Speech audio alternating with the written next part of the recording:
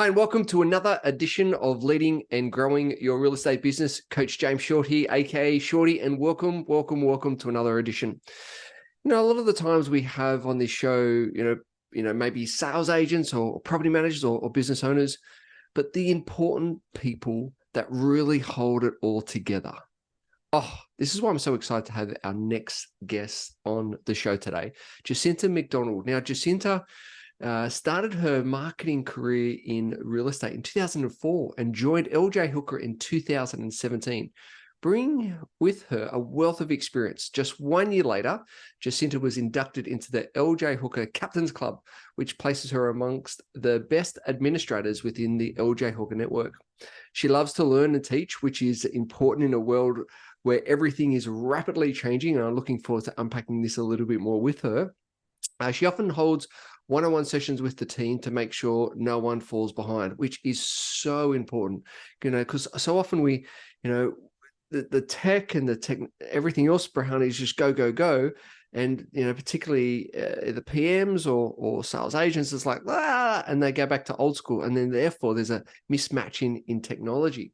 Her computer skills are valuable in an office that relies on tech for almost everything. She can fix just about anything. She has also been known to help clients who are having phone or computer issues. I love it. Jacinta currently looks after the marketing for LJ Hooker Solutions and Gold Coast Group, which consists of 4 offices on the Gold Coast. Head over to LJ Hooker Solutions Gold Coast to find out some more information. Jacinta, thank you so much for jumping on today, and it's so lovely to have you on the show. Welcome. Thank you for having me. That was a heck of an introduction. I was jumped onto the website and going through your further profile. Oh my goodness, look at the rap sheet that you've got. All these awards, all these. I know. The accolades has just been phenomenal. Like what gets you up in the morning to make to do what you do, because it's such an important role? What's your drivers? How do you get up every morning? A lot of coffee, essentially, is what I go with. I'm really lucky that I love what I do. I absolutely love just about every facet of my job. So, I get to deal with so many of the sales team and the property managers and the business owners and LJ Hooker Corporate. And I think, being able to bounce around different kinds of people, it just brings different levels of energy throughout the day, and that helps me get up and think, okay, well, what's going to be today? What's going to be fun? What can I break? What can I fix? What can I do different that, and it's basically that. It's just having the adventure of coming to work. And I guess because you really are like the linchpin between so many different people within the office, so many departments, head office, the owners, and I guess it's almost like a box of chocolates. You don't know who you're going to be, talking to, or what you're going to get. As you said, what's going to break, what you need fixing throughout the day. Yeah. Let's unpack that for a minute. How do you adjust? Because you have the energy of the sales, you have the problem solving of PM, you have the outcomes of the principals, the owners, and then you've got the expectations of corporate. How do you personally jump from one to another to ensure everyone's singing Kumbaya and happy? I've learned a lot time management. That used to be one of my weaknesses. When I first started here about 6 years ago, I couldn't do it, but I've just had to learn, prioritize lists. They say, I need this, especially with salespeople, because they're now people. When's the latest I can have that to you by? 3 days. Cool. I'll have it to you in 2. It's setting the expectation of down here and then meeting it a bit above. I love that. And I think that's as you said, that's a time thing, isn't it? Learning that over time, learning to say no, learning to set those expectations, learning to manage those expectations. What got you to learn that? Is that just be trial of error? Was there a turning point in your career where that light bulb came on, or has it just been a gradual thing over time? I was pretty good with time management before at my old job. So I had very strict, on Monday you do this, Tuesday you do this. And then when I came over to LJ Hooker, it was very similar, but a lot more spanners getting thrown in the works. Yep. And then in 2019, the officers came together as a group. And at that point, it was 6 officers. So I had about 80 people all coming at me. And I would go to my office manager. I'm like, I can't do it. There's just so many people coming at me. Like, I thought I was great at this, but it just doesn't stop. And, we had a lot of one-on-ones where she'd be like, so what's happened? How did you handle it? And I'll be like, well, I had this, I did this, and it went badly. So, a lot of role play with her on how to manage people, because she's very good at it. And I had to learn that. And it took me about a year to kind of figure out how to, especially with the different personality types, the nows of salespeople, the panickers, just trying to deal with the different personalities and adjust myself to suit what they need. So that was a lot of work to get that going. That's a massive, dealing with 80 people, dealing with over 6 officers, and all those different personalities, that's huge. And it reminds me of, I'm not sure if you watch this show, but Kung Fu Panda. Yes. Number 2, right? Where he's on the boat. And I share this with a lot of my clients around dealing with challenges that they may be going through. The skadoosh, the cannonball gets fired and he goes internally and he catches it and he, massages it around, then he skadooshes it back to the baddies. And I think taking that on, and another thing, as you said, coming back to those expectations, setting those expectations and those timelines, it's phenomenal. Like, you would have seen over the years that you've been within the industry, a lot of change. And as I said in the bio, the technology has been phenomenal, the growth and the implementation. What have you seen, but like, what specifically around technology have you seen the biggest changes over the last, I guess, five years or so? It's fun because when I started, like, we were legit still taking photos on film. Like, that's how long I've been here. Like, Facebook didn't exist, there was no social media, we had like message boards and MSN and ICQ. And like, watching social media evolve and how people have been using that and all the different platforms, because there's so many platforms now, it's ridiculous. And watching people go, okay, well, my target audience is, these people, right? How am I going to target them? Facebook, or, we're seeing more people on TikTok now, which I personally think that's very brave of them, because I'm on TikTok a lot and people can be vicious when it comes to real estate. Like, it's terrifying that, these agents are being brave and getting on there and, they're giving it a crack, and it's great. And sometimes it's hit, sometimes it's miss. Like, it's really interesting to watch how that landscape is changing and how agents and officers are kind of trying to adapt to it. It's really interesting watching that and fun watching it.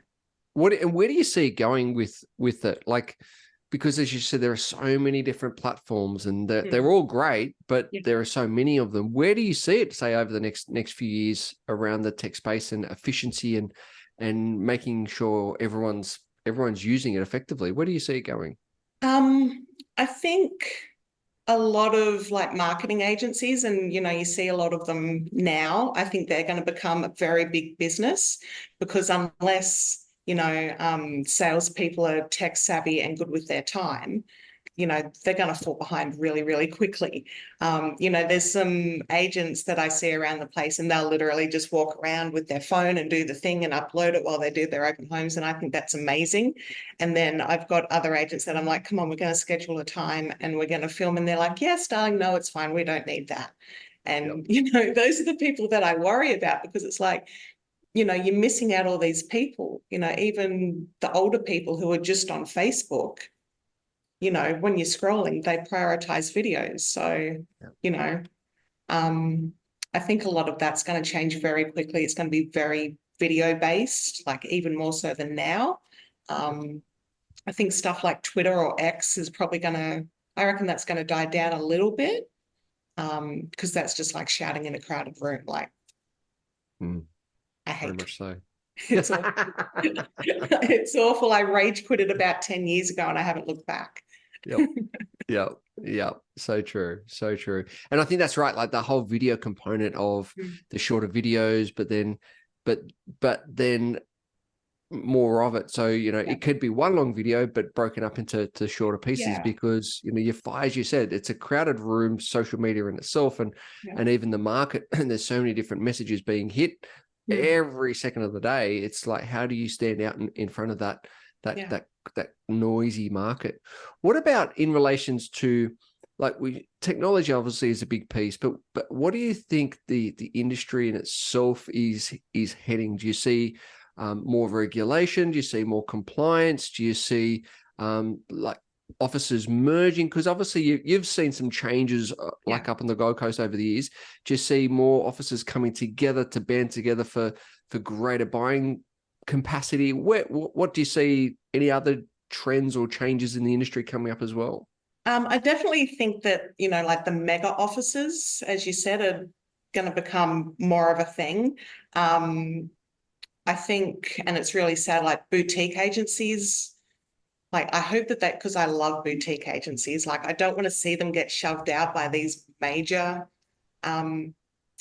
mega agencies, but we're going to see more of that, unfortunately. But I also think like our public is so much more educated now.